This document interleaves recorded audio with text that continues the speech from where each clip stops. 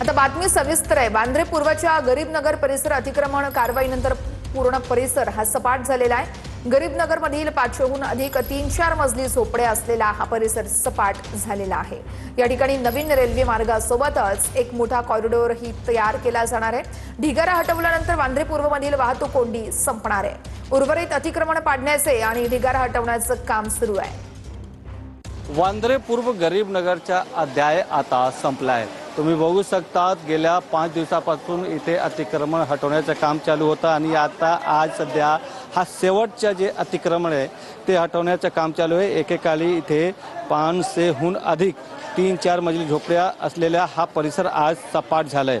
200 टनहून अधिक ढिगारा हटवल्यानंतर इथे फक्त मोकळी जमीन आहे आणि आता इथे नवीन रेल्वे लाईन आणि स्टेशन डेव्हलपमेंटचा कॉरिडॉर तयार केले जाणार आहेत। वांद्रे टर्मिनसच्या 5वी आणि 6वी लाईनसाठी ही जमीन महत्त्वाची आहे, ज्यामुळे लोकल आणि लांब गाड्यांची वाहतूक सुकर होणार। व्हिडिओ जर्नलिस्ट प्रेम महात्रेसह गोविंद ठाकूर, TV9 मराठी, मुंबई।